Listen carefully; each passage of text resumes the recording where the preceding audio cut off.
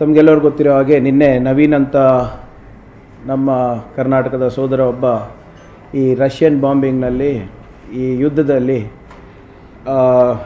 ತೀರ್ಕೊಂಡಿದ್ರು. ಅವರು ಅಲ್ಲಿ ಉನ್ನತ ವ್ಯಾಸಂಗಕ್ಕೆ ಹೋಗಿದ್ದರು, ಡಾಕ್ಟರ್ ಆಗಬೇಕಂತ ಕನಸು ಕಟ್ಕೊಂಡಿದ್ರು. ಆದರೆ ಆ ಕನಸಾಗಿ ಉಳಿದಿದೆ. ಇದಕ್ಕೆ ನೇರ ಹೊಣೆ ಸರ್ಕಾರದ ಇಂಡಿಸಿಷನ್ ಅಂತ ನಾವೇನು ಹೇಳ್ತೀವಿ at the highest level. Government's indecision and lethargy ಅಂದರೆ ಆಲಸ್ಯ, lethargy in communicating with Indians whose lives are in danger ನಾವು. ಇವತ್ತು ಯುಕ್ರೇನ್ನಲ್ಲಿರುವಂಥ ನಮ್ಮ ನಾಗರಿಕರು ಒಂದು ಅಮಾಯಕ ಪರಿಸ್ಥಿತಿನಲ್ಲಿದ್ದಾರೆ ಅಂದರೆ ಅದಕ್ಕೆ ನಮ್ಮ ಕೇಂದ್ರ ಸರ್ಕಾರದ ನಿರ್ಲಕ್ಷ್ಯನೇ ಕಾರಣ ಆಗುತ್ತೆ. ನನಗೂ ಕೂಡ ಸಾಕಷ್ಟು ಜನ ವಿದ್ಯಾರ್ಥಿಗಳು ಫೋನ್ ಮಾಡಿದ್ರು ಯುಕ್ರೇನಿಂದ. ಒಬ್ಬ ವ್ಯಕ್ತಿ ಹುಣಸೂರು ನಿವಾಸಿಯಾಗಿದ್ದ, ಇನ್ನೊಬ್ಬ ರಾಯಚೂರು, ಬೆಂಗಳೂರಿಂದ ಒಂದೆರಡು ಕರೆಗಳು ಬಂದಿತ್ತು ನಮಗೆ. ಅವರಿಗೆ ನಾವು ಒಂದೆರಡು ಒಳ್ಳೆಯ ಮಾತನ್ನು ಹೇಳಿ ಅವರಿಗೆ ಮೋಟಿವೇಟ್ ಮಾಡೋದು ಬಿಟ್ಟರೆ ನಾವು ಏನೂ ಮಾಡಲಿಕ್ಕೆ ಆಗ್ತಾಯಿಲ್ಲ ಅವರಿಗೆ. ನಮ್ಮ ಕರ್ನಾಟಕ ಸ್ಟೇಟ್ ಡಿಸಾಸ್ಟರ್ ಮ್ಯಾನೇಜ್ಮೆಂಟ್ ಏನು ಒಂದು ಏಜೆನ್ಸಿ ಅಂತ ನಾವು ನೇಮಕ ಮಾಡ್ಕೊಂಡಿದ್ದೀವಿ.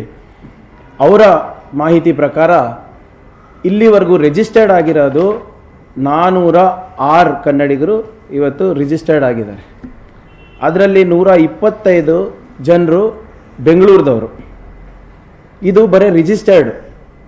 ಸಾವಿರಾರು ಜನ ಇನ್ನೂ ಕೂಡ ಅನ್ರಿಜಿಸ್ಟರ್ಡ್ ಆಗಿದ್ದಾರೆ. ಒಬ್ಬ ಸ್ಟೂಡೆಂಟಿಗೆ ನಾನು ಕೇಳಿದಾಗ, ನೀನು ಇದನ್ನು ರಿಜಿಸ್ಟ್ರೇಷನ್ ಮಾಡಿಸ್ಕೊಂಡಿದ್ಯಾ ಅಂತ ನಾನು ಕೇಳಿದಾಗ, ಇಲ್ಲ ಸರ್ ಇದ್ರ ಬಗ್ಗೆ ನಮಗೆ ಮಾಹಿತಿ ಇಲ್ಲ ಅಂತ ಹೇಳಿದ್ರು. ನಾನು ಚೀಫ್ ಸೆಕ್ರೆಟ್ರಿಗೆ ಇಮಿಡಿಯೇಟಾಗಿ ಮಾತಾಡಿ ಅವರು ಪಾಪ ಇಮಿಡಿಯೇಟಾಗಿ ವಾಟ್ಸ್ಯಾಪ್ ಮಾಡಿ ನಾನು ಅವ್ರಿಗೆ ಕಳಿಸ್ಕೊಟ್ಟ ಮೇಲೆ ಅವ್ರ ರಿಜಿಸ್ಟ್ರೇಷನ್ ಆಯಿತು. ಅಂದರೆ ಇವರು ಫಾರಿನ್ನಲ್ಲಿ ಓದ್ತಾ ಇರುವಂಥ ವಿದ್ಯಾರ್ಥಿಗಳು, ಇವರಿಗೆ ತಂತ್ರಜ್ಞಾನದ ಮಾಹಿತಿ ತಂತ್ರಜ್ಞಾನ ಅಥವಾ ತಂತ್ರಜ್ಞಾನದ ಬಗ್ಗೆ ತಿಳುವಳಿಕೆ ಇರುತ್ತೆ. ಯಾಕಂದರೆ ಅವರು ಏನು ಎಂಬಸಿ ಜೊತೆ ಕೋಆರ್ಡಿನೇಷನ್ ಇರ್ಬೋದು, ಬೇರೆ ಬೇರೆ ಯೂನಿವರ್ಸಿಟಿ, ಬೇರೆ ಬೇರೆ ದೇಶದ ಜನರ ಜೊತೆ ಕೋಆರ್ಡಿನೇಷನ್ ಇರ್ಬೋದು, ಮಾಡಬೇಕಾಗ್ತದೆ ಅವರ ಒಂದು ಫೀಲ್ಡ್ನಲ್ಲಿ. ಸೊ ಇವರೇನು ಸಾಧಾರಣ ವಿದ್ಯಾರ್ಥಿಗಳು ಅಲ್ಲ. ಇಂಥವರಿಗೆ ಇನ್ನೂ ಮಾಹಿತಿ ಇಲ್ಲ ಅಂದರೆ ಯಾವ ಮಟ್ಟಕ್ಕೆ ಸರ್ಕಾರ ಅವರ ಈ ಹೆಲ್ಪ್ಲೈನ್ಗಳ ಪ್ರಚಾರ ಮಾಡಿದ್ದಾರೆ ಅಂತ ನಾವು ತಿಳ್ಕೊಬೋದಾಗಿದೆ. ಇವತ್ತು ಇದು ಯಾಕೆ ಆಗ್ತಾಯಿದೆ ಅಂತ ಹೇಳ್ದಂಗೆ ನಮ್ಮ ಗೌರ್ಮೆಂಟ್ ಆಫ್ ಇಂಡಿಯಾದ ಸ್ಪಷ್ಟ ನಿಲುವು ಇಲ್ಲ ಇದೆ ಅದರ ಬಗ್ಗೆ. ನಾನು ಕ್ರೊನಾಲಜಿಕಲಿ ತಮಗೆ ಒಂದಿಷ್ಟು ಮಾಹಿತಿಯನ್ನು ನಾನು ತಮಗೆ ತಿಳಿಸ್ತೀನಿ. ಯಾಕೆ ನಾವು ನಿರ್ಲಕ್ಷ್ಯ ಅಂತ ಇದ್ದೀವಿ. ನಾವು ವಿರೋಧ ಪಕ್ಷದಲ್ಲಿದ್ದೀವಿ, ಅದಕ್ಕೋಸ್ಕರ ನಾವು ಇದು ನಿರ್ಲಕ್ಷ್ಯ ಅಂತ ಇಲ್ಲ. ಇದು ಅಧಿಕೃತವಾದಂಥ ದಾಖಲೆಗಳು ಬಿಡುಗಡೆ ಮಾಡಿದ್ದಾರೆ. ಈ ಅಡ್ವೈಸರಿಗಳು ತಾವು ನೋಡಿದ್ರೆ ಕೇಂದ್ರ ಸರ್ಕಾರದ್ದು ಭಾಳ ಸ್ಪಷ್ಟವಾಗಿ ಎದ್ದು ಕಾಣುತ್ತೆ ಈ ಕೇಂದ್ರ ಸರ್ಕಾರಕ್ಕೆ ಎಷ್ಟು ಕಾಳಜಿ ಇದೆ ನಮ್ಮ ಮಕ್ಕಳ ಬಗ್ಗೆ, ನಮ್ಮ ವಿದ್ಯಾರ್ಥಿಗಳ ಬಗ್ಗೆ, ನಮ್ಮ ನಾಗರಿಕರ ಬಗ್ಗೆ ಅಂತ. ನೋಡಿ, ಮೊದಲನೇ ಅಡ್ವೈಸರಿ ಇಶ್ಯೂ ಆಗಿದ್ದು ಫೆಬ್ರವರಿ 15. ಅದರಲ್ಲಿ ಏನು ಹೇಳ್ತಾರೆ ಅಂದರೆ, Indian nationals who stay is non essential to consider leaving Ukraine. ಅಂದರೆ ನಿಮಗೆ ಯಾವುದೇ ರೀತಿಯಾದಂಥ ಕೆಲಸ ಇರಲಿಲ್ಲ ಅಥವಾ ನಿಮಗೆ ಅಗತ್ಯ ಇರಲಿಲ್ಲ ಅಂದರೆ ನೀವು ಯುಕ್ರೇನ್ ಬಿಡುವಂತೆ ಕನ್ಸಿಡರ್ ಮಾಡ್ಬೋದು, ಆಲೋಚನೆ ಮಾಡ್ಬೋದು ಅಂತ ಫೆಬ್ರವರಿ 15 ಮಾಡ್ತಾರೆ, ಸಜೆಷನ್ ಕೊಡ್ತಾರೆ. ಅದಾದಮೇಲೆ ನೀವು ಹೋಲಿಕೆ ಮಾಡಿ UPA ಸರ್ಕಾರ, ನೀವು ಯೆಮೆನ್ ಬಗ್ಗೆ ಮಾತಾಡ್ತಾ ಇದ್ರಿ ಸರ್, ಲಿಬಿಯಾ ಆ್ಯಂಡ್ ಯೆಮೆನ್ ಎರಡು ಅವಾಗೆ ಆಗಿದ್ದು, ಅಂದರೆ ಒಂದು ವರ್ಷ ಬಿಟ್ಟು ಒಂದು ವರ್ಷ. 2015ನಲ್ಲಿ ನಮ್ಮ ಸರ್ಕಾರ ಇದ್ದಾಗ ಬಹಳ ಸ್ಪಷ್ಟವಾಗಿ ಅಡ್ವೈಸರಿ ಏನು ಕೊಟ್ಟಿದ್ವಿ, all Indian nationals to leave the country whether it is essential or non essential. ನಿಮಗೆ ಕೆಲಸ ಇದ್ರೂ ಪರವಾಗಿಲ್ಲ, ಇರಲಿಲ್ಲ ಅಂದರೂ ಪರವಾಗಿಲ್ಲ, ದಯವಿಟ್ಟು ಯುದ್ಧ ಪ್ರಾರಂಭ ಆಗ್ಬೋದು ಅಥವಾ ಆಗುವಂಥ ಸ್ಥಿತಿನಲ್ಲಿದೆ, ದಯವಿಟ್ಟು ಯೆಮೆನ್ ಬಿಟ್ಟು ತಾವು ಬನ್ನಿ ಅಂತ ಸ್ಪಷ್ಟವಾದಂಥ ಆದೇಶ ಆಯಿತು. ಅದಾದಮೇಲೆ ಒಂದು ಫ್ರೀಕ್ವೆಂಟ್ಲಿ ಆಸ್ಟ್ ಕ್ವೆಶ್ಚನ್ಸ್ ಕೂಡ ಮಾಡಿದ್ರು. ಅದರಲ್ಲಿ ಫಸ್ಟ್ ಪಾಯಿಂಟ್ ಏನಿತ್ತು ಗೊತ್ತಾ, ಕಮರ್ಷಿಯಲ್ ಫ್ಲೈಟು ಫುಲ್ಲಿ ಬುಕ್ ಆಗಬಹುದು, ನಾವು ಮಾತುಕತೆ ನಡೆಸ್ತಾ ಇದ್ದೀವಿ ಸಿವಿಲ್ ಏವಿಯೇಷನ್ ಮಿನಿಸ್ಟ್ರಿ ಜೊತೆ, ಆದಷ್ಟು ಬೇಗ ಕಮರ್ಷಿಯಲ್ ಫ್ಲೈಟ್ ಇರ್ಬೋದು ಅಥವಾ ಬೇರೆ ನಮ್ಮ ಮಿಲಿಟರಿ ವ್ಯವಸ್ಥೆಯನ್ನು ನಾವು ಮಾಡಲಿಕ್ಕೆ ಪ್ರಾಮಾಣಿಕ ಪ್ರಯತ್ನ ಮಾಡ್ತೀವಿ ಅಂತ ಮೊದಲನೇ ಪಾಯಿಂಟಲ್ಲಿ ನಾವು ಹಾಕಿದ್ವಿ. ಆದರೆ ಇವಾಗ ಏನು ಹೇಳ್ತಾ ಇದ್ದಾರೆ, ಇವ್ರದ್ದು ಯಾವುದೋ ಆದಂಥ ಸ್ಪಷ್ಟವಾದಂಥ ನಿರ್ದೇಶನನೇ ಇಲ್ಲ ಯಾರಿಗೂ ಕೂಡ. ಇವರು ಇವಾಗ ಏನು ಹೇಳ್ತಾ ಇದ್ದಾರೆ, ಈಗ ಸಾಮಾನ್ಯ ಪ್ರಜ್ಞೆ, ಎಲ್ಲೋ ಒಂದು ಕಡೆ ಯುದ್ಧ ಆಗ್ತಾ ಇದೆ, ನಾವು ಇವ್ಯಾಕ್ಯುವೇಟ್ ಮಾಡಬೇಕು, ಲಕ್ಷಾಂತರ ಜನ ನಮ್ಮ ನಾಗರಿಕರು ಆ ದೇಶದಲ್ಲೇ ಇದ್ದಾರೆ ಅಂದರೆ ಅವ್ರಿಗೆ ಇವ್ಯಾಕ್ಯುವೇಟ್ ಮಾಡಬೇಕಂದ್ರೆ ಪ್ಲೇನ್ ಬೇಕಾಗುತ್ತೆ ಅಂತ ಅವರಿಗೆ ಸ್ವಲ್ಪನೂ ಸಾಮಾನ್ಯ ಪ್ರಜ್ಞೆ ಇಲ್ವಾ? There is only one direct flight to Ukraine airlines ಅವ್ರದ್ದು ಒಂದೇ ಒಂದು ಡೈರೆಕ್ಟ್ ಫ್ಲೈಟು, ಅದೂ ಡೈಲಿ ಆಪರೇಷನ್ ಇಲ್ಲ. 2 ದಿನಕ್ಕೊಮ್ಮೆ ಇಂಡಿಯಾದಿಂದ ಯುಕ್ರೇನಿಗೆ ಹೋಗೋದು. ಫೆಬ್ರವರಿ 18ನೇ ತಾರೀಕು ಕೇಂದ್ರ ಸರ್ಕಾರ ಏನು ಮಾಡುತ್ತೆ, ಸ್ಪೆಷಲ್ ಏರ್ ಇಂಡಿಯಾ ಫ್ಲೈಟ್ಸ್ನ ಅನೌನ್ಸ್ ಮಾಡುತ್ತೆ. ಯಾವ್ಯಾವ ದಿನ? ಫೆಬ್ರವರಿ 22, 24, 26. ಈ special air India flights Khader ಸಾಹೇಬ್ರು ಹೇಳ್ದಂಗೆ ಅದು ಅನೌನ್ಸ್ ಮಾಡಿದ ತಕ್ಷಣ ಫುಲ್ಲಿ ಬುಕ್ ಆಗಿಬಿಡುತ್ತೆ. ಧರ್ಮಕ್ಕಲ್ಲ, ದುಡ್ಡಿಗೆ. 20,000 ಇರೋ ಟಿಕೆಟು 1 ಲಕ್ಷ, 1.5 ಲಕ್ಷ ಆಗುತ್ತೆ. ಇಮಿಡಿಯೇಟಾಗಿ ಸೋಲ್ಡ್ ಔಟ್ ಆಗುತ್ತೆ. ಅದನ್ನು ಸಾಕಷ್ಟು ವಿದ್ಯಾರ್ಥಿಗಳು ಮತ್ತು ನಾಗರಿಕರು ಎಂಬಸಿಯವರಿಗೆ ಬರೀತಾರೆ, ಕೇಂದ್ರ ಸರ್ಕಾರಕ್ಕೆ ಬರೀತಾರೆ, ಮಿನಿಸ್ಟ್ರಿ ಆಫ್ ಎಕ್ಸ್ಟರ್ನಲ್ ಅಫೇರ್ಸಿಗೆ ಬರೀತಾರೆ, ನಮಗೆ ಇಷ್ಟು ದುಬಾರಿ ಕೊಡ್ಲಿಕ್ಕೆ ಆಗ್ತಾ ಇಲ್ಲ, ಇದು ಟಿಕೆಟ್ ಪ್ರೈಸು ಭಾಳ ಏನು ಗಗನಕ್ಕೇರ್ಬಿಟ್ಟಿದೆ, ಇದಕ್ಕೆ ನಮಗೆ ಸಹಾಯ ಮಾಡಿ ಅಂತ ಕೇಳ್ತಾರೆ. ಅವಾಗಲೂ ಕೂಡ ಕೇಂದ್ರ ಸರ್ಕಾರ ಏನು ಮಾಡೋದು? ಮತ್ತೆ ಫೆಬ್ರವರಿ 20 2ನೇ ಅಡ್ವೈಸರಿ ಎಂಬಸಿಯವರು ಇಶ್ಯೂ ಮಾಡ್ತಾರೆ. ಏನಂತ ಹೇಳ್ತಾರೆ ಅವರು? All nationals who stay is not essential and all Indian students to leave Ukraine by available commercial or charter flights. ನೋಡಿ, ಮೊದಲನೇ ಅಡ್ವೈಸರಿ ಏನಿತ್ತು, ಸೆಕೆಂಡ್ ಅಡ್ವೈಸರಿ ಎಸೆನ್ಷಿಯಲ್ಲು ನಾನ್ ಎಸೆನ್ಷಿಯಲ್ ಅಂತ ಇತ್ತು. ಅಂದರೆ ಅಗತ್ಯವಿದ್ದರೆ ಇರಿ, ಇಲ್ದಿದ್ರೆ ಪರವಾಗಿಲ್ಲ ಅಂತ ಸಲಹೆ ಕೊಟ್ಟರು. ಈಗ ಏನಿದ್ರು ಬಿಟ್ಬಿಡಿ, ರಾಷ್ಟ್ರವನ್ನು ಬಿಟ್ಬಿಡಿ, ಯುಕ್ರೇನನ್ನು ಬಿಟ್ಬಿಡಿ. ಆದರೆ ಹೇಗೆ? ಅವೈಲೇಬಲ್ ಕಮರ್ಷಿಯಲ್ ಅಂದರೆ ಏನರ್ಥ? ದುಡ್ಡು ಕೊಟ್ಟು. ಚಾರ್ಟೆಡ್ ಅಂದರೆ ಏನರ್ಥ? ಸ್ವಂತವಾಗಿ ನೀವೇ ಪ್ಲೇನ್ ಬುಕ್ ಮಾಡ್ಕೊಳ್ಳಿ ಅಂತ ಹೇಳ್ತಾ ಇದ್ದಾರೆ.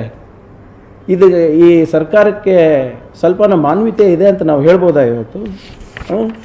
ಅದಾದಮೇಲೆ ಮಾರನೇ ದಿನ ಫೆಬ್ರವರಿ 21ಕ್ಕೆ ಏರ್ ಇಂಡಿಯಾದವರು 25, 27ಕ್ಕೆ ಮತ್ತೆ ಫ್ಲೈಟ್ಸ್ ಅನೌನ್ಸ್ ಮಾಡ್ತಾರೆ. ಅದಾದಮೇಲೆ ಫೆಬ್ರವರಿ 22ಗೆ ಮತ್ತೊಂದು ಅಡ್ವೈಸರಿ ಬರುತ್ತೆ. ಏನಂತ ಹೇಳ್ತಾರೆ? Leave rather than wait for official confirmation from universities, clearly the situation is escalating ಅಂತ. ಅಂದರೆ ನೀವು ದಯವಿಟ್ಟು ಯೂನಿವರ್ಸಿಟಿ ಪರ್ಮಿಷನಿಗೆ ಅವರಿಗೆ ಇವರಿಗೆ ಕಾಯಕ್ಕೆ ಹೋಗಬೇಡಿ, ಸಿಚುವೇಶನ್ ಭಾಳ ಗಂಭೀರವಾಗಿದೆ, ನಿಮ್ಮದು ನೀವು ನೋಡ್ಕೊಳ್ಳಿ, ಆತ್ಮನಿರ್ಭರ್ ಇಲ್ಲೇ ಅಲ್ಲ ಅಲ್ಲೂ ನೀವು ಆತ್ಮನಿರ್ಭರ ಆಗಬೇಡಿ ಅಂತ ಅಲ್ವಾ, ನಿಮ್ಮ ಪಾಡಿಗೆ ನೀವು ನೋಡ್ಕೊಳ್ಳಿ ಅಂತ ಹೇಳ್ಬಿಟ್ಟಿದ್ದಾರೆ. ಮತ್ತು ಫೆಬ್ರವರಿ 22 ಅದೇ ದಿನ ಮೊದಲನೇ ಏರ್ ಇಂಡಿಯಾ ಫ್ಲೈಟು 242 ನಮ್ಮ ನಾಗರಿಕರಿಗೆ ವಾಪಸ್ ತರ್ತಾರೆ.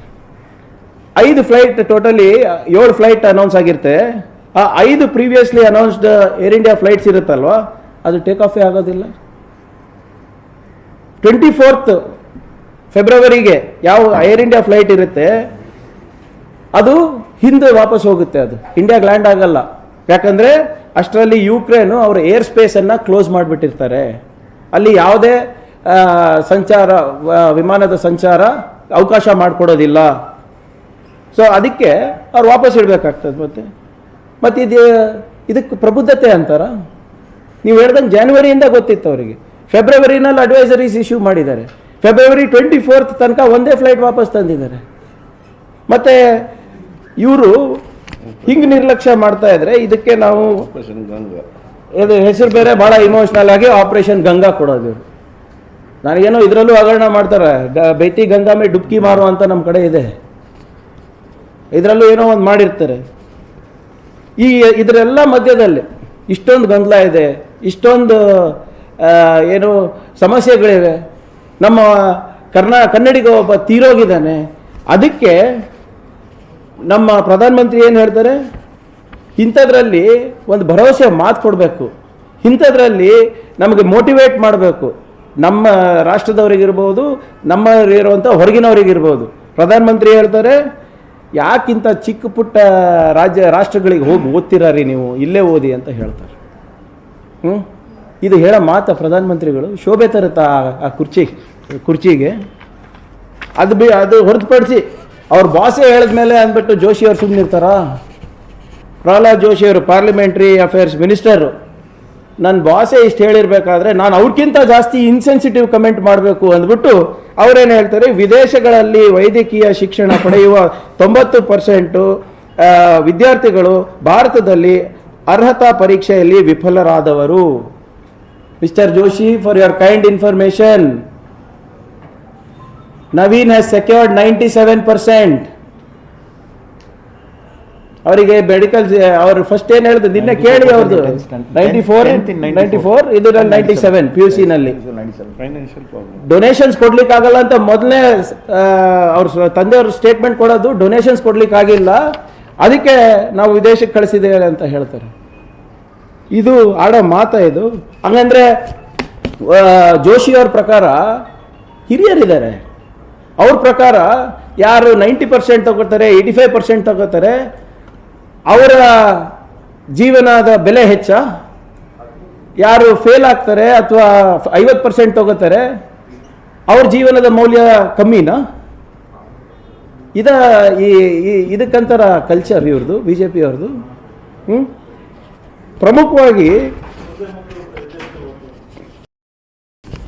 ಪ್ರಮುಖವಾಗಿ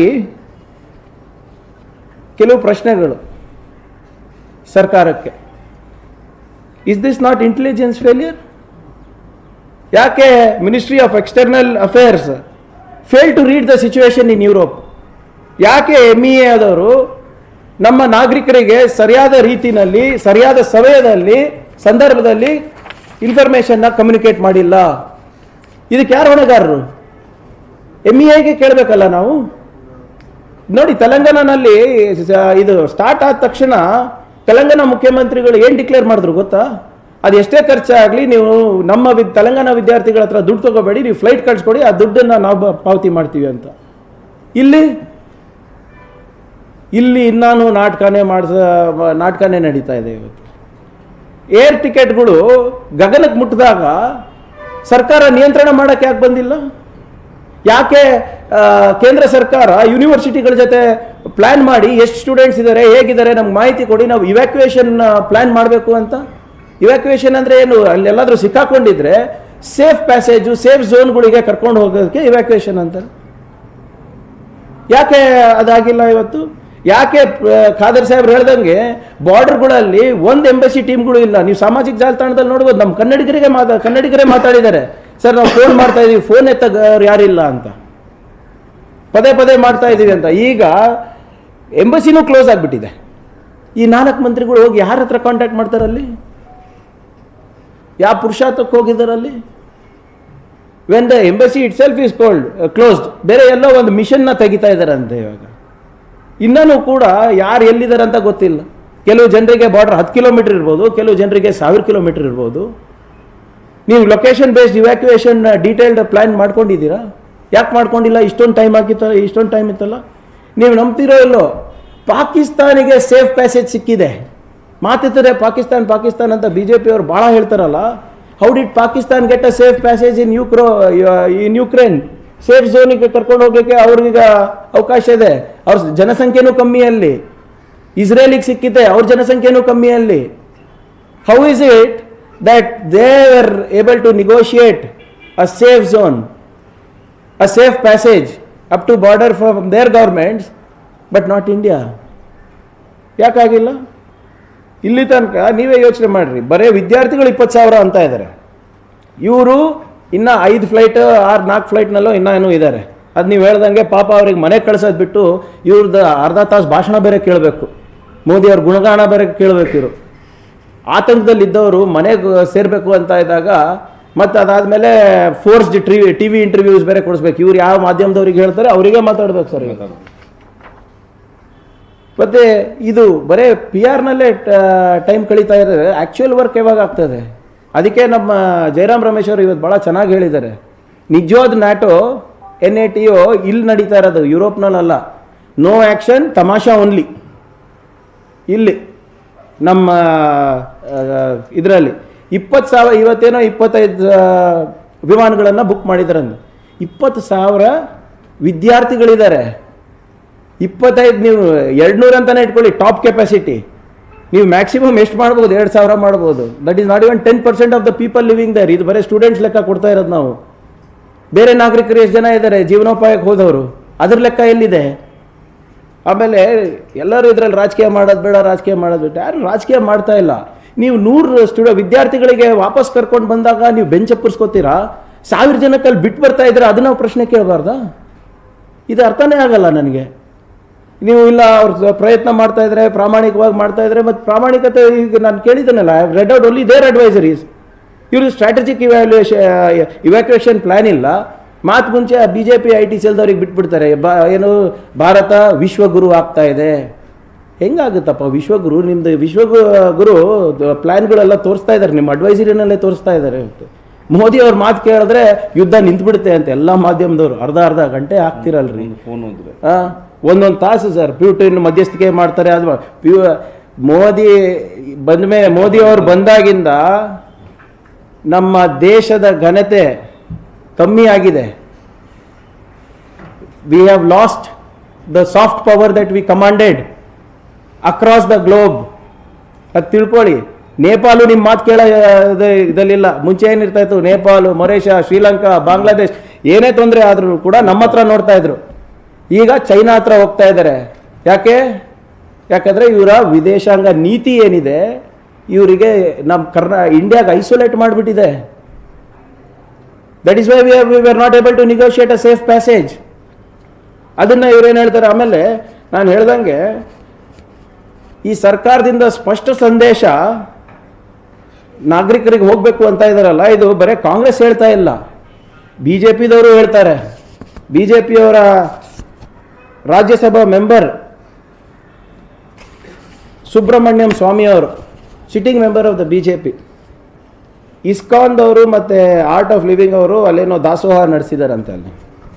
ಸೊ ಅದಕ್ಕೆ ಅವರು ಹೇಳ್ತಾರೆ, ಟೆರಿಫಿಕ್.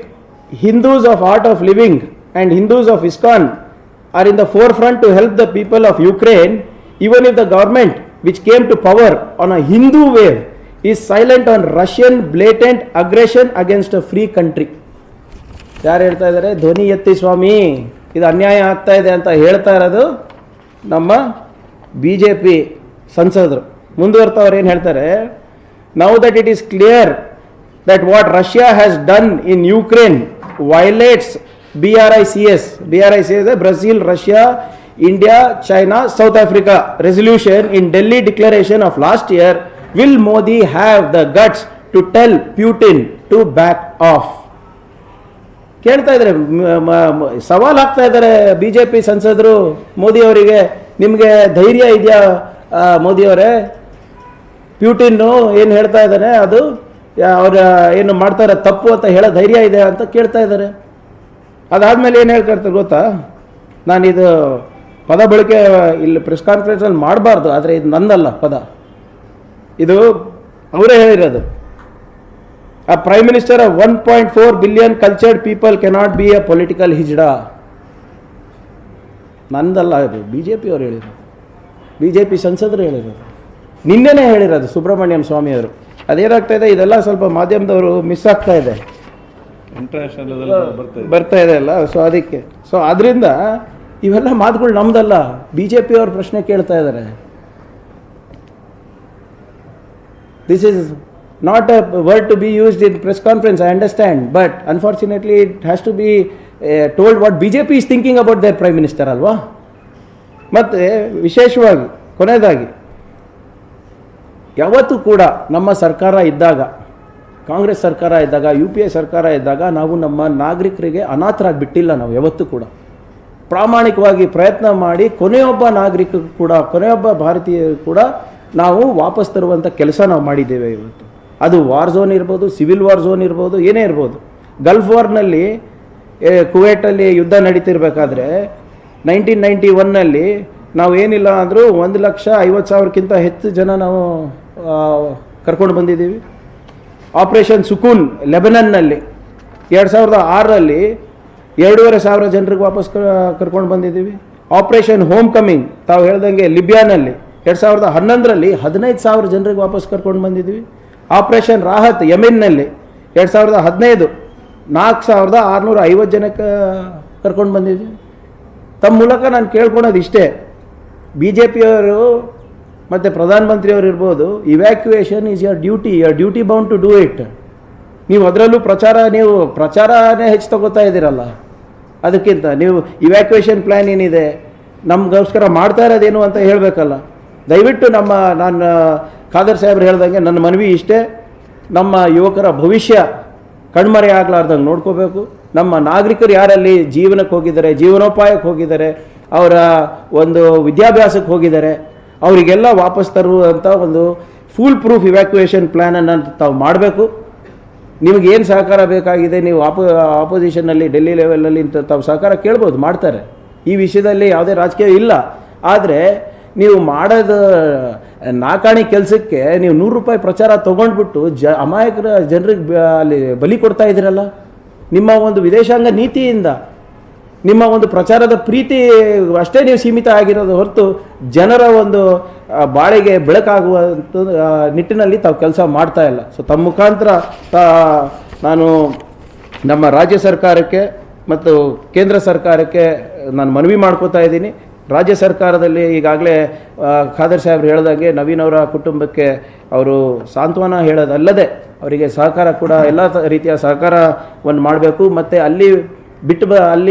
ಅಲ್ಲಿಂದ ಬಿಟ್ಟು ಬಂದಂಥ ಯಾವ ವಿದ್ಯಾರ್ಥಿಗಳು ಅವರಿಗೆ ಅವರ ವಿದ್ಯಾಭ್ಯಾಸವನ್ನು ಪುನರಾರಂಭ ಮಾಡಲಿಕ್ಕೆ ಯಾವ ರೀತಿ ಒಂದು ಅವಕಾಶವನ್ನು ಕಲ್ಪಿಸ್ಕೊಡ್ತಾರೆ ಅದು ಕೂಡ ನಮ್ಮ ರಾಜ್ಯ ಸರ್ಕಾರದಿಂದ ಆಗಬೇಕು. ಮತ್ತು ವಿಶೇಷವಾಗಿ ಬೊಮ್ಮಾಯಿ ಸಾಹೇಬರು ದಿಲ್ಲಿಯವರ ಜೊತೆ ಮಾತನಾಡಿ ನಮ್ಮ ಕನ್ನಡಿಗರ ಅವರ ಜೀವನವನ್ನು ಯಾವ ರೀತಿ ಉಳಿಸ್ತಾರೆ ಅಂದ್ಬಿಟ್ಟು ಚರ್ಚೆ ಮಾಡಿ ಅದು ನಮ್ಮ ಜನರಿಗೆ ಒಂದು ಸ್ಪಷ್ಟವಾದಂಥ ಮತ್ತು ಬಲಿಷ್ಠವಾದಂಥ ಸಂದೇಶ ಕೊಡಬೇಕು ಅಂತ ಕೇಳ್ಕೊಳ್ಳುತ್ತಾ